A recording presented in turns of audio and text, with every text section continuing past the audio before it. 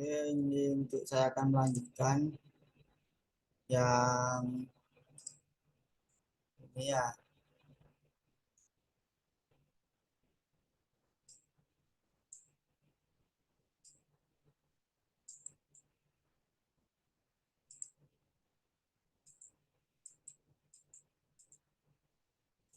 Oke,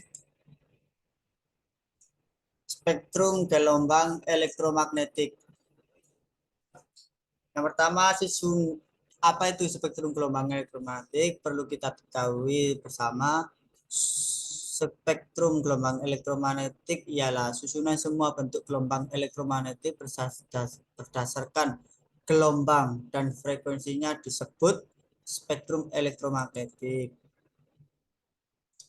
Gambar spektrum elektromagnetik disusun berdasarkan panjang gelombang, kurung diukur dalam satuan M, yaitu mencakup kisaran.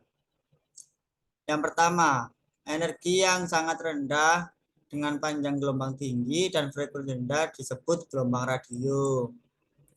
Dan untuk yang kedua, energi yang sangat tinggi dengan panjang gelombang rendah dan frekuensinya tinggi seperti radiasi X-ray dan gamma ray. Okay, next. Ini sketsa spektrum gelombang elektromagnetik.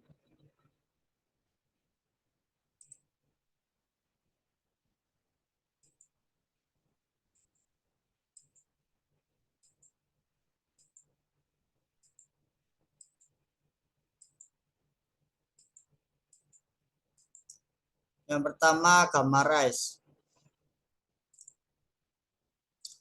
Ini X-rays dan ini ultraviolet rays.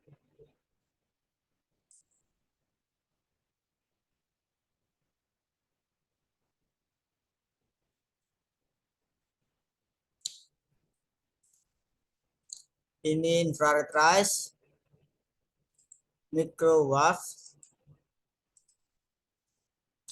dan radio wave. Oke, next.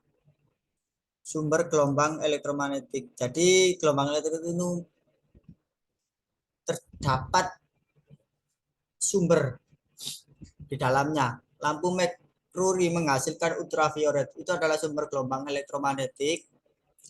Dan yang kedua, inti atom yang tidak stabil menghasilkan sinar gamma. Itu juga termasuk sumber gelombang elektromagnetik.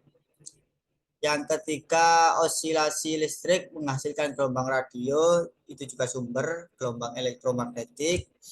Dan yang keempat, penembakan elektron dalam tabung hampa pada keping logam menghasilkan X-ray. Yang biasa digunakan untuk Roxen itu juga sumber gelombang elektromagnetik.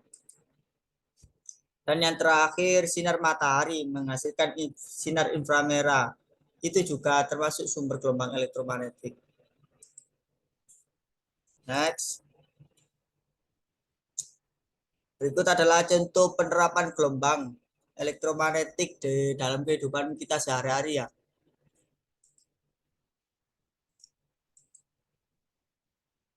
Gelombang radio itu terdapat frekuensi ya dari 30 sampai 300.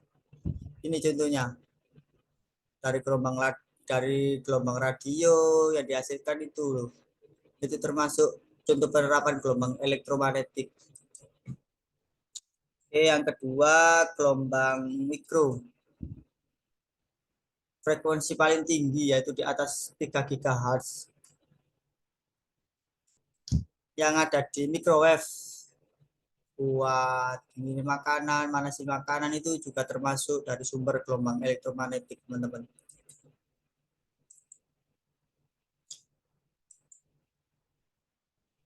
Sinar inframerah dari 10, frekuensinya 10 Hz sampai 10 Hz.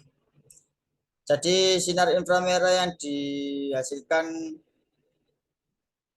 remote control di televisi itu juga termasuk sumber gelombang elektromagnetik ya, teman-teman. Oke, next. Cahaya tampak. Jadi cahaya tampak itu juga termasuk karena contoh penerapan gelombang elektromagnetik ya. Pelangi itu biasanya pembiasan itu loh.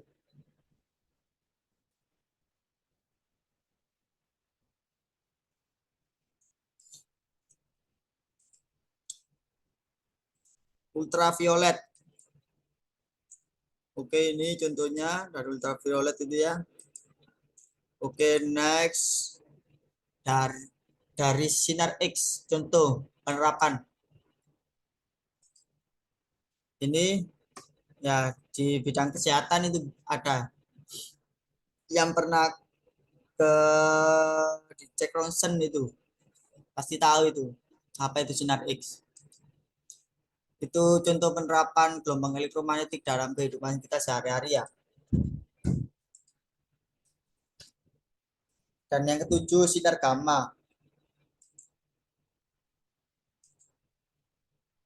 Ini ya biasanya buat ngecek-ngecek tekanan atau suhu pada suatu barang yang ada di industri biasanya. Oke, next.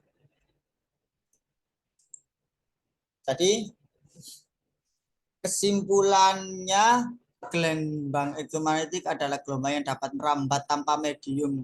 Perlu diingat ya, perlu dicatat, gelombang elektromagnetik itu bisa merambat tanpa medium perantara dan dapat merambat dalam ruang vakum. Jadi tidak perlu membutuhkan harus ada medium perantara ya, pasti karena gelombang elektromagnetik dapat merambat. Yang kedua, gelombang elektromagnetik dihasilkan dari perubahan medan magnet dan medan listrik secara berurutan, di mana arah getar vektor medan listrik dan medan magnet saling tegak lurus.